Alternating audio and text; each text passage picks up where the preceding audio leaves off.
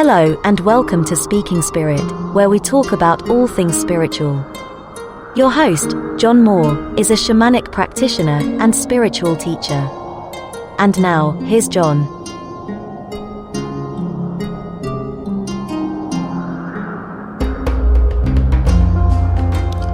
Hello, everybody. I'm talking to you shortly after sunrise from the great state of Maine in the U.S. It is, it's a beautiful morning, and it's one of those mornings that is so beautiful, and we know there's a winter storm coming later today, and I like stormy weather. As long as it doesn't, is not destructive. I enjoy all kinds of weather, but it gives you some appreciation for the day when it is beautiful right before a storm. It allows you to appreciate the contrasts, and I enjoy that as well. It is, as I'm recording this, the 15th of February. If you celebrated, I hope you had a good Valentine's Day yesterday, or whenever that was to you, as you're listening to this. Today, I'm going to talk about a topic that I think is incredibly important, and I'm not the only person who thinks this is an incredibly important topic. So it's not just my ego that's speaking to you today, although that certainly is the case as well. And I recognize that. But today we're going to talk about the shadow, the human shadow, what that means, what it consists of, what are some of the misconceptions about shadow, and how to begin to do some work with your shadow, and why that's important, why that's crucially important. So, per usual, I like to start with defining what I'm talking about so that we are on equal footing. Now, when I say the shadow, the human shadow, I'm not talking about, if you've never heard of this concept before, it's a psychoanalytic / psycho-spiritual concept. I'm not talking about the shadow you cast when, you block the light from the sun. In this case, the word shadow is an apt metaphor. And so the shadow refers to parts of yourself that you have disowned or hidden away. Sometimes consciously, sometimes unconsciously. The characteristic of the shadow is that these things are unconscious, whether you chose to push these things down into your shadow and have forgotten about them, that sort of thing. So what kinds of things are in your shadow, or in everybody's shadow? So if you think about when you're first born as a child and you had no socialization, you just wanted your needs to be met, and you would scream for food, or scream when you were cold, or scream when you were, scream and cry when anything sort of didn't go your way. And then you went through life, you got socialized, you were a child, and when you were angry, you hit your sibling or a schoolmate and were chastised, control yourself and that sort of thing. And so we go through this process of socialization that rewards some behaviors and punishes others, and it really depends on our culture, and culture really enforces norms, right? Like what do we consider normal behavior in our culture, and normal things to feel and normal things to think about.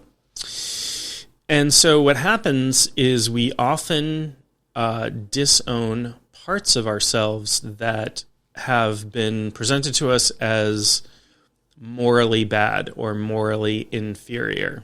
And those could be angry impulses or, sexual impulses for sure, right? How many problems do we have in society because we live in cultures that teach us to repress sexual urges, right? And that sexual urges are amoral and sexual thoughts are amoral, and you are bad if you have these things that naturally occur in everyone, every person at some point in their life, at least. And you are bad. And so we push a lot of that stuff down into the shadow. We don't look at them. We don't see them. We've disowned them. They're not in our conscious awareness. They're part of our unconscious makeup. Okay, and this could be all kinds of stuff. It's not just the quote-unquote bad stuff, right? It's not just, hey, this guy cut me off in traffic and I really felt like murdering him. It's not just that stuff, that impulse stuff. Sometimes there are some real gems there. There's some really beautiful things there. I can give you an example of that. So, for example, maybe you sang for friends one time and somebody made fun of you or laughed at you or said your singing wasn't good. And so you stop singing and you push that desire to musically express yourself down into your subconscious. It's still there, but you've blocked it out. You're not thinking about that anymore.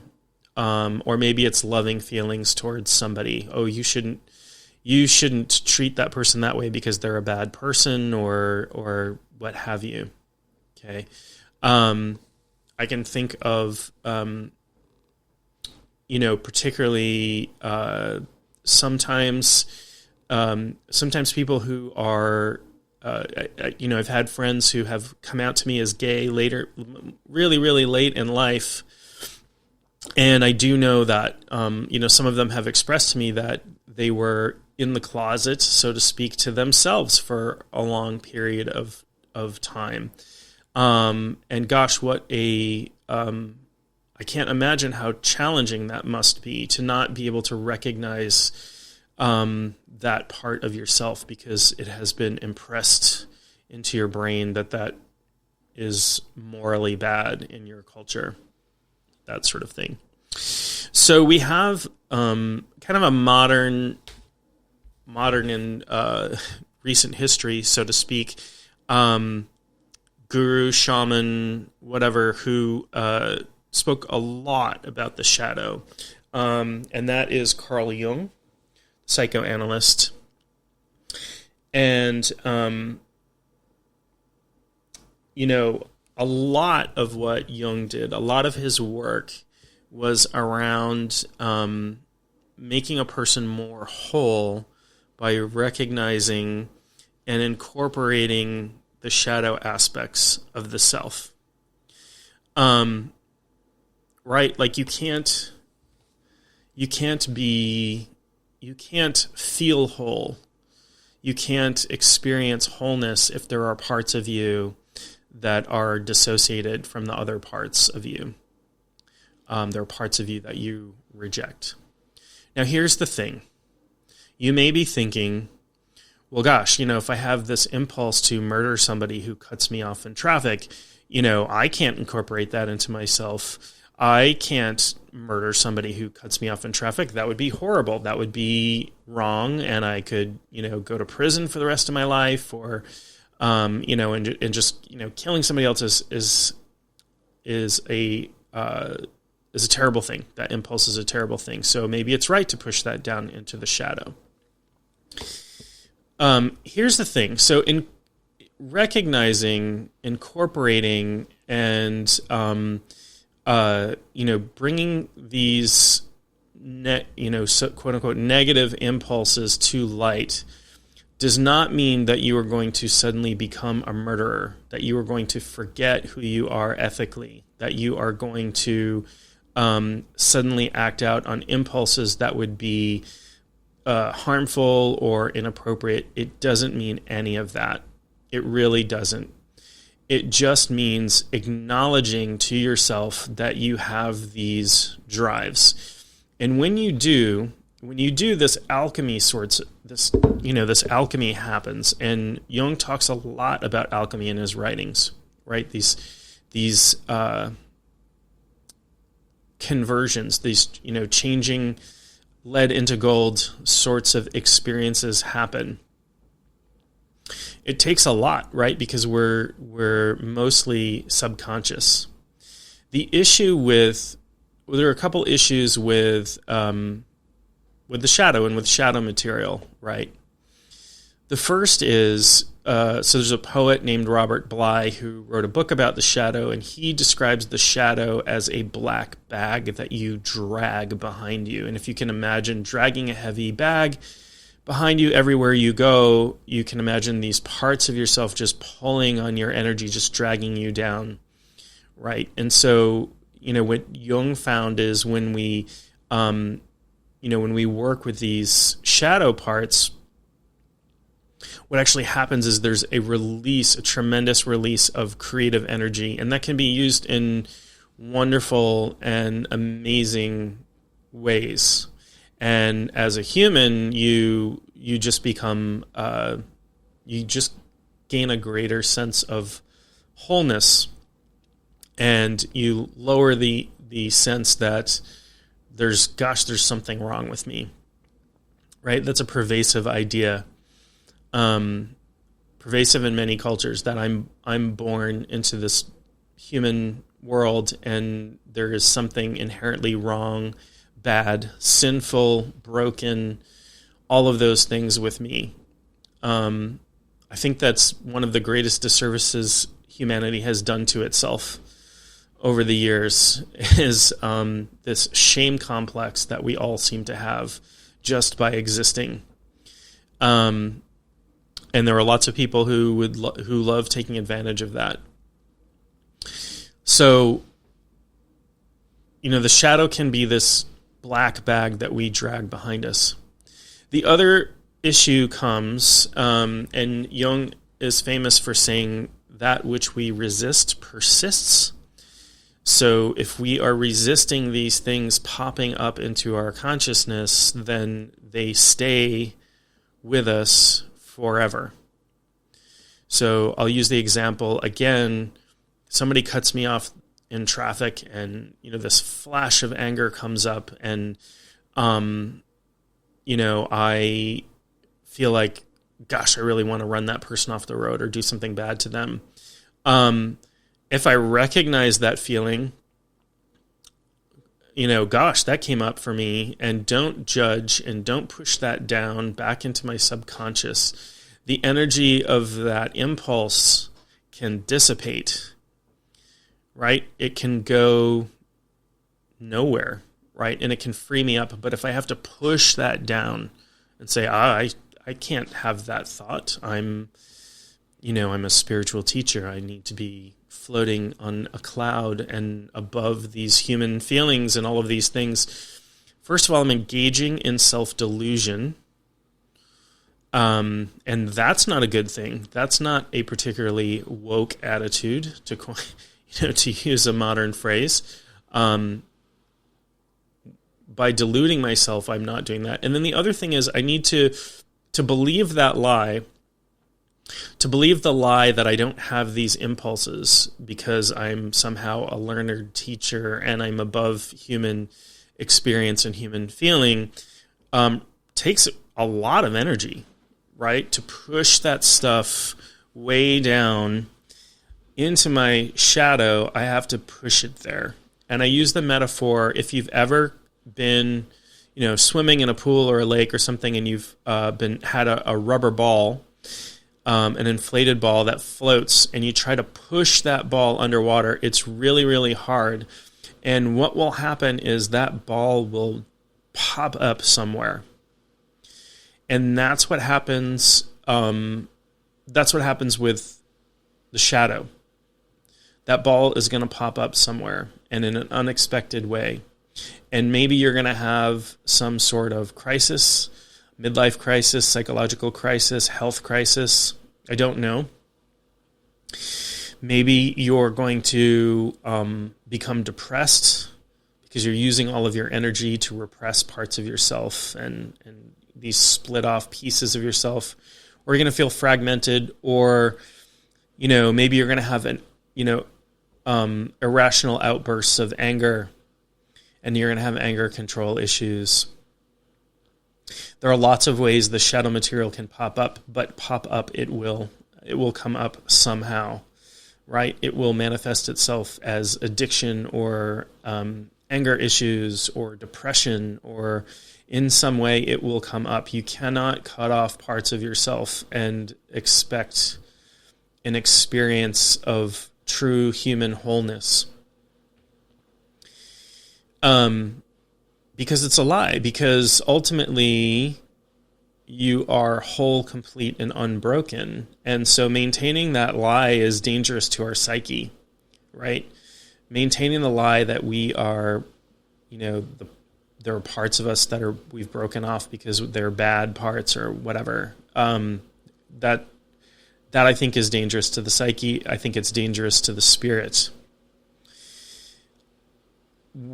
What is the danger of not engaging in shadow work if you're a really spiritual person? Shouldn't the light, I'll use there are a lot of, in this new age era, there are a lot of light workers out there, right? I hold you in love and light. There's sort of a love and light crowd. And this is not to put the love and light people down at all. There's nothing wrong with that. I love love. I love light. Great things. There only becomes an issue when we have this thing called spiritual bypassing, right? Where I pretend like I am above everything because I hold everything in love and light. Because I convince myself that I'm all about love and light, and I don't have baser human instincts, baser human impulses. It's problematic because, I have not met somebody who thought they were above it all who actually was. And I have met some gurus. I have met some, very learned spiritual teachers. And the spiritual teachers I resonate with the most tend to be the most human. So my shamanic teacher, is very open about things that she's experiencing, things that she is going through, and is very human, and that makes her approachable, understandable, right? It doesn't make her. One of the things I love about shamanism is we don't. I consider myself a guide and not a guru.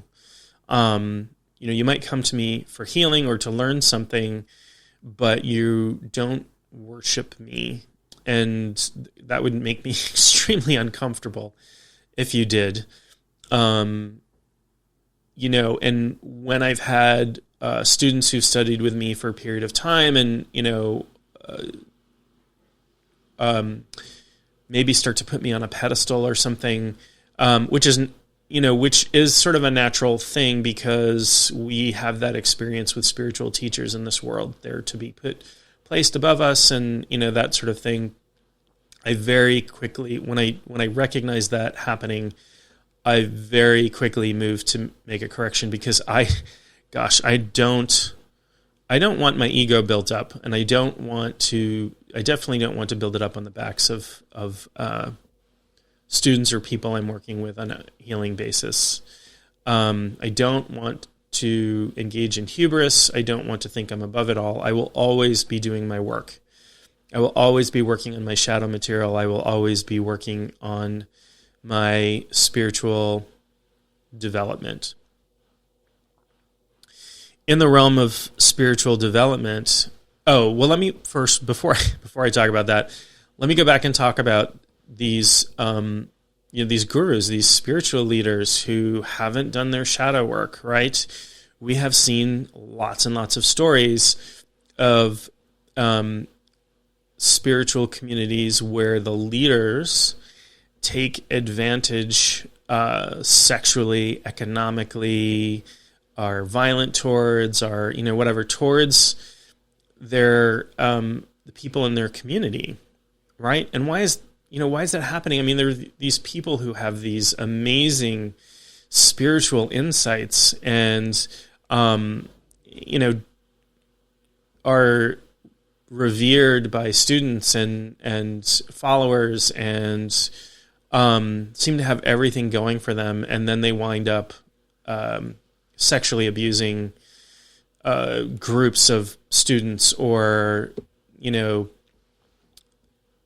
winding up in court over financial impropriety or what have you.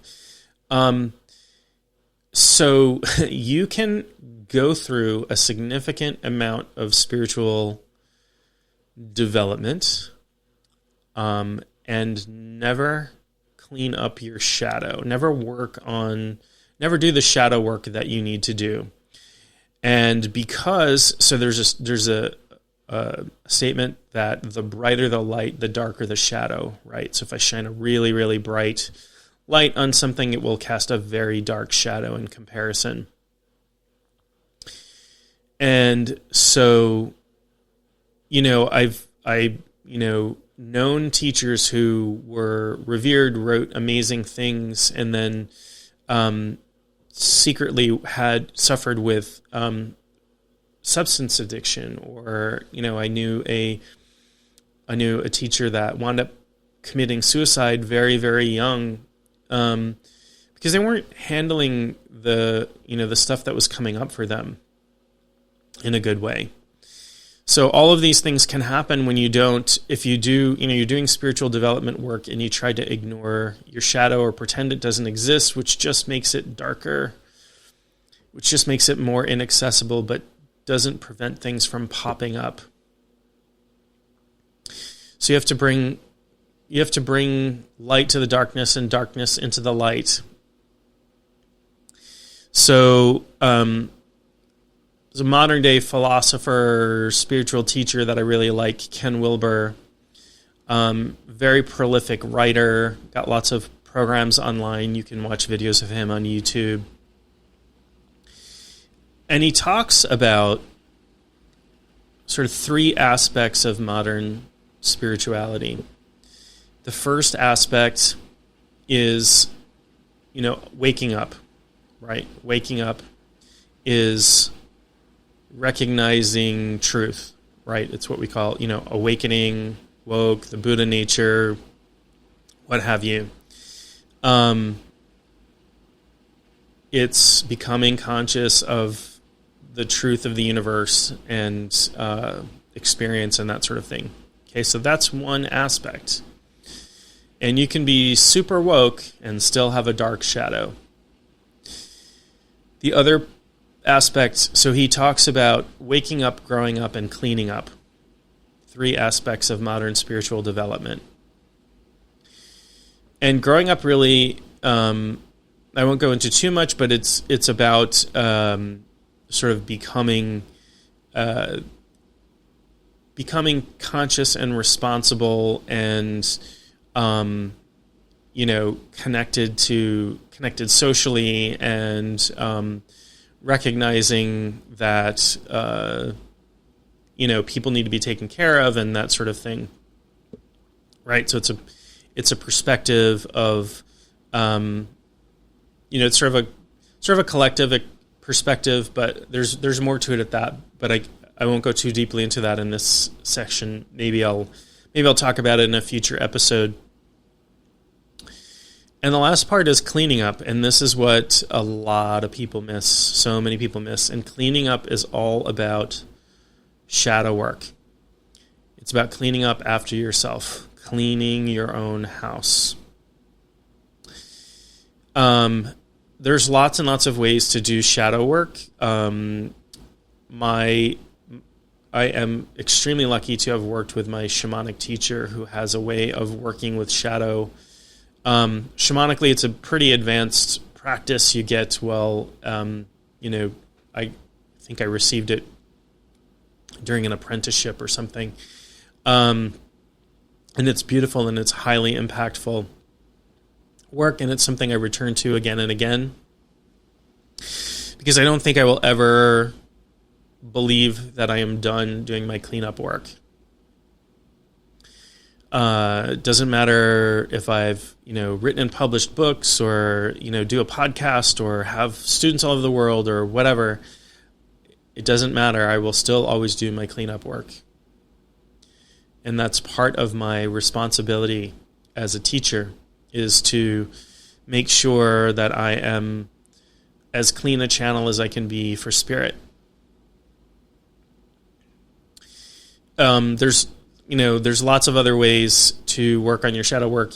Shadow material. You could go see a Jungian psychoanalyst. There are certainly books out there and other programs and that sort of thing.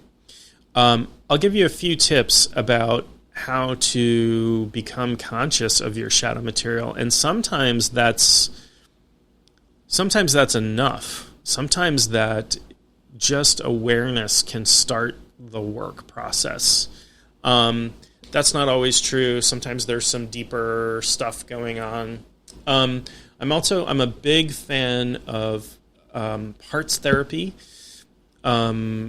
I have tried internal family systems therapy. I think it is amazing if you are somebody who finds value in doing therapy.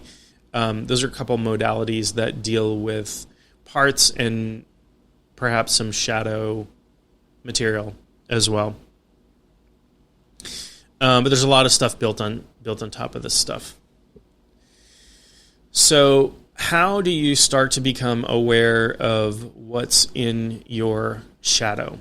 So I had a teacher a few years back who gave us a wonderful assignment, and this is something you can do and you can return to, and that sort of thing. So she had us keep what she called a trigger journal, right? And for a period of time, you were to write down all of the things that happened that left us emotionally triggered.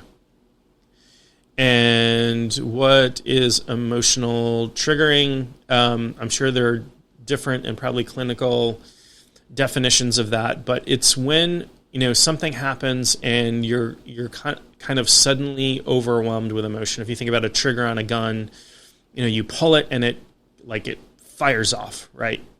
And so something that triggers you might consider it upsetting, or driving anger all of a sudden, or just sobbing sadness. Anything that triggers your fight, flight, freeze response as well. So there's a couple aspects to this, right? So one, there's probably, when you get triggered like that, there's probably some wounding there. Okay, there may be some trauma, and that might be some shadow material. I don't recommend exploring trauma by trying to relive traumatic experiences. I don't think current psychoanalytic thought thinks that that's a great idea. Personally, it's something I've done, and it's re-traumatizing, and unless something really great comes out of it, it's potentially not worth it. But what you can do is you can examine your responses to things today. Okay, so that's one way, is to look at things that trigger you. And maybe you're somebody who's never triggered, and that's fine too.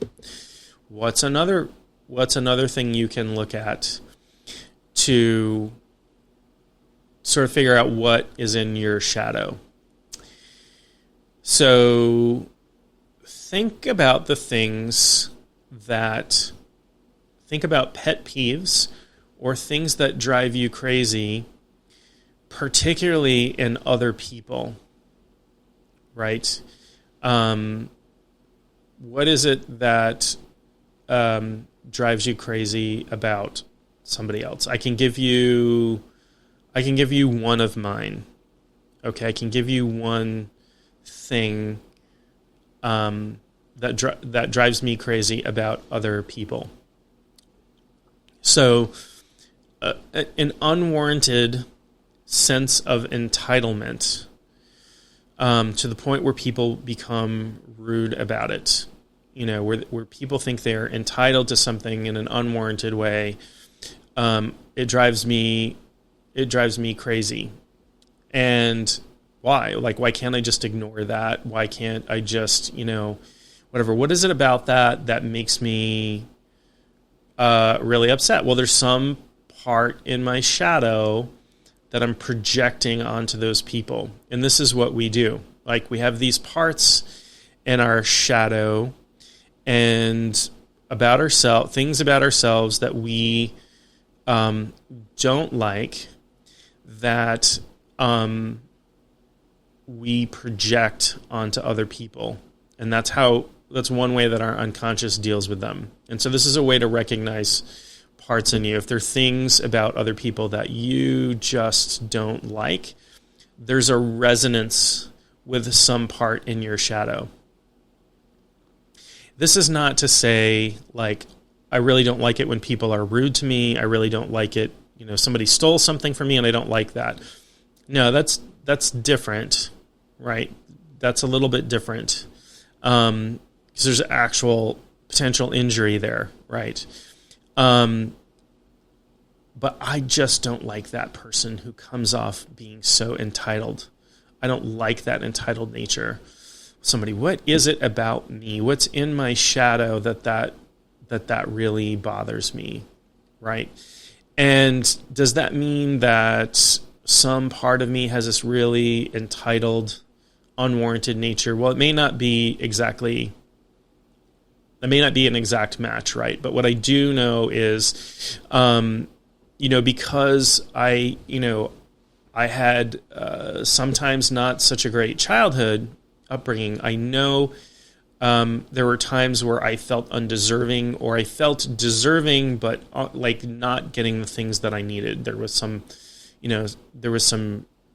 child abuse, domestic violence, neglect, that sort of stuff going on in my early childhood. And probably, if I had to guess, I haven't, again, I'm always doing my work and trying to look at these things. If I had to guess, I would say that I probably had this feeling like, don't I deserve X? Because I see my friends getting X. I see my friends getting these great expensive toys for their birthday, or I see my friends, doing this, and don't I deserve that too? And what child doesn't think that, right? What child doesn't look with jealousy? And I, if I had to think about it, I would probably repress that because I wasn't getting those things. And so it was painful for me to think about what shame is, right? Shame is about thinking that you are undeserving, that you are less than, that you are bad, that you're broken, that there's some parts of you are wrong, and that sort of thing. And so if I felt deserving, but I felt like I wasn't getting the things that I deserved, it was probably really painful. So I probably pushed that deservingness down into my shadow as a child. And so when I see people who are like, well, I deserve this, and it's unwarranted, and people feel entitled, like, I'm probably projecting all of that stuff onto them. Well, how dare you act deserving? How dare you? It's not deserving, but how dare you act entitled? So that's something that comes up for me, and it's something I work on, and it's something I will continue to work on, at least for a while, at least until I don't, it releases somewhat in me. I can reach a level of equanimity about it, a level of what the spiritual teacher Lester Levinson called hootlessness. I don't give a hoot. It doesn't bother me anymore. I will continue to work on that. So, those are two big ways that you can recognize some things that are in your shadow, right? You can also just recognize impulses that you have that you would not act on, right? So these could be sexual impulses or impulses about food or substances or impulses around anger or impulses around, any sorts of behavior that you were like, oh, I would never do that. I wish I could, but I would never do that. Or not even I wish I could. I have this impulse come up and I need to stop myself, right? Because it's not, it's not okay for me to be that way. And again, when you work with your I can tell you this firsthand because I do shadow work all the time.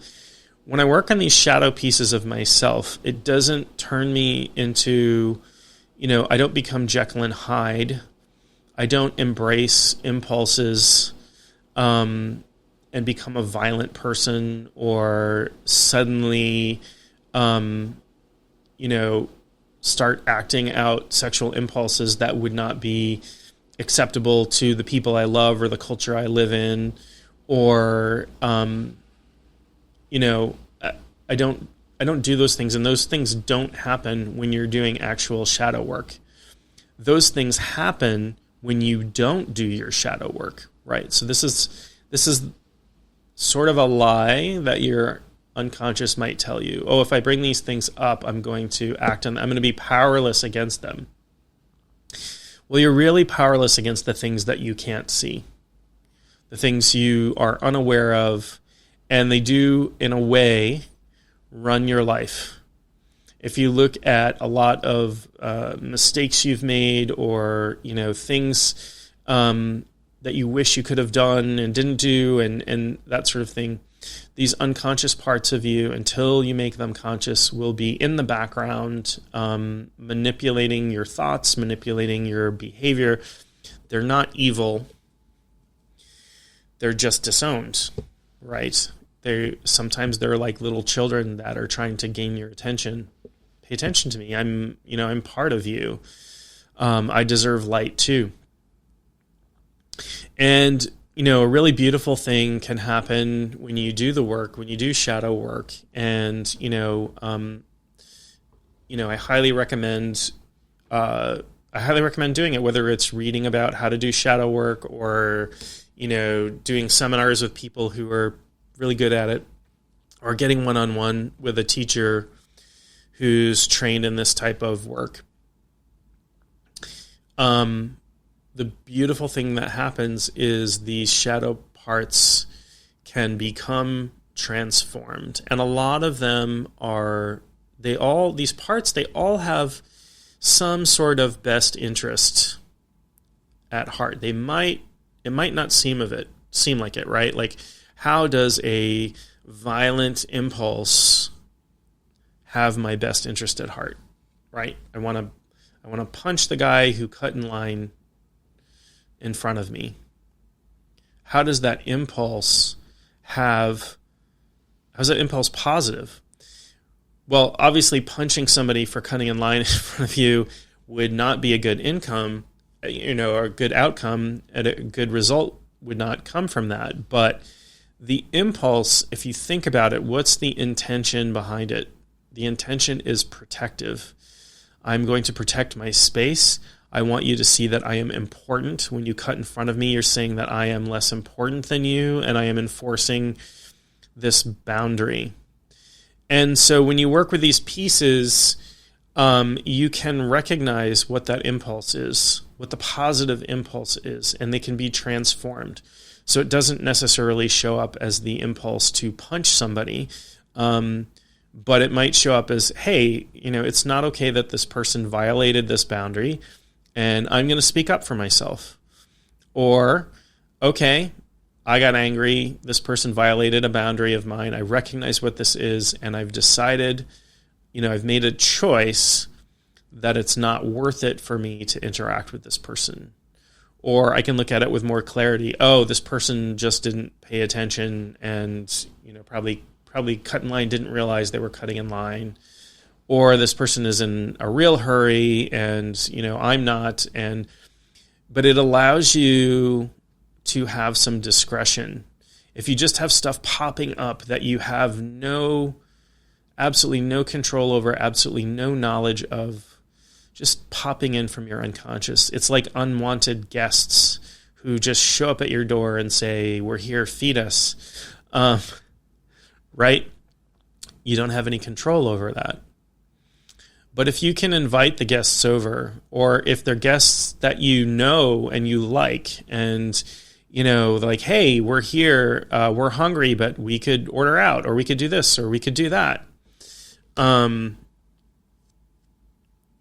That's a little healthier. It's a little bit of a healthier relationship. So it's really important to pay attention to the cleanup part of your spiritual development. I talk about this a lot because I see it. I see it in the world of spiritual teaching, where there are a lot of spiritual teachers who have very great deals of hubris. They lack humility, and they think that they are untouched by the world and all of these things. And part of it is they have, I believe that most of these teachers have deluded themselves, and they may be able to achieve these really high states of consciousness, right? Where, most of the time they're high, right, from these spiritual states of consciousness. And they don't have to experience the crap that comes up, the utter crap that comes up for them. And again, like, I'm using a derogatory term, crap, because that's how it's going to show up if we don't deal with it. And it's not to say that everything in your, again, not everything in your shadow is, your shadow parts are not junk, they're not crap. But when it pops up in unexpected ways and you are powerless and wind up acting out over it, that's when it's crap. That's when it's bad. That's when bad results happen.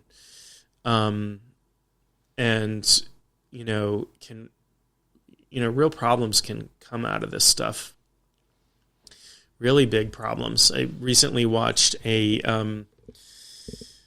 couple of documentaries on these cult groups. One was the Jim Jones cult, decades ago, that wound up committing mass suicide. I think it was 900 people died. It's horrific. And the other was this Heaven's Gate cult that, a little bit more recent than that, wound up in mass suicide.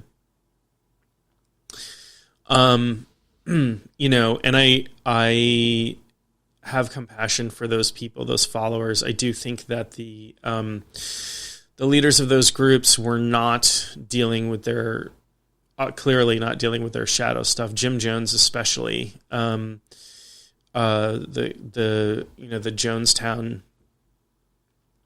Jonestown stuff was horrific. He was clearly working right out of egoic, unconscious impulse, and what a terrible tragedy that was.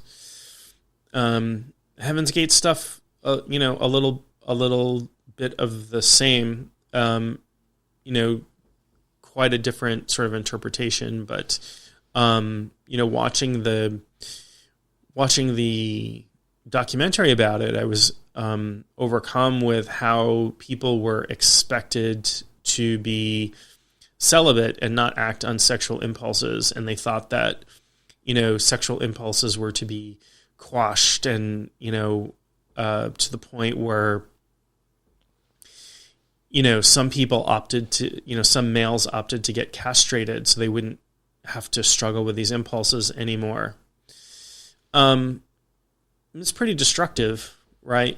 And not to judge their beliefs too much, but they clearly were trying to repress something that is quite natural in humans. Sexual impulse, everybody has it.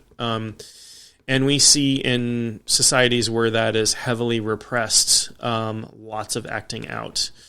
We see lots of sex abuse scandals in organized religions where sexuality is heavily repressed.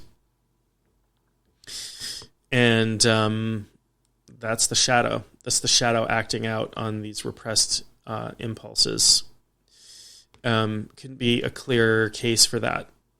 So this isn't to say that it's okay to go out and, again, I'm not casting judgment, but I'm not saying you have to go out and be promiscuous or act on all of your sexual impulses. Certainly not any that involve non-consensual activity, right? We live in a society where all sexual activity needs to be consensual between adults, and whatever. I'm not telling you what. Other than that, I'm not telling you how you should act. I'm not the moral authority. I'm just telling you that if you have these impulses, and pushing them down into your unconscious is a recipe for disaster. So that is the shadow in a nutshell, and how to start to become aware of your shadow material. A couple of tips for that. I hope that's incredibly useful. I hope that you'll start looking at some of these things, both looking at your triggers, particularly things that surprise you, as well as pet peeves or things or qualities or characteristics or things that in other people that drive you bonkers, that drive you crazy, that you find upsetting, and don't really have a great explanation why, right? I gave you the example of sense of entitlement for me. It is something I'm working on. I promise to continue working on my shadow material if you promise to keep working on your shadow material. I thank you so much for joining me. I look at the statistics of this podcast pretty closely on a regular basis, just to see who's, to get a sense of where people are from. And I'm really excited to see that there are people listening from, Russia and Bangladesh and Nepal and the UK and the US, obviously, and Canada and Norway and Japan. And I just want to say that I love each and every one of you, and I'm so glad that I'm grateful that you have taken some time to listen to this, and I strive to make this as useful as possible, and honor that you have given me your time and attention in a day and age where time and attention are absolute commodities, right? And I promise to keep doing the best work that I can do on this podcast.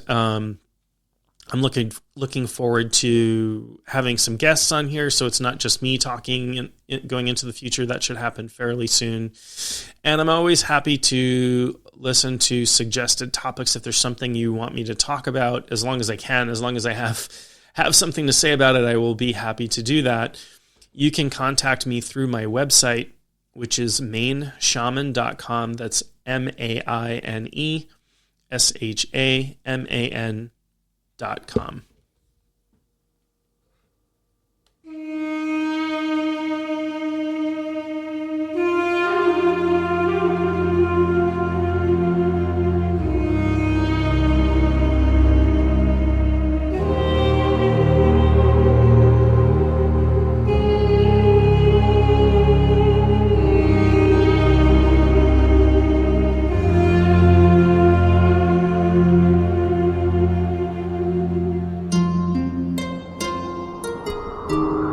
You have been listening to Speaking Spirit with your host, John Moore.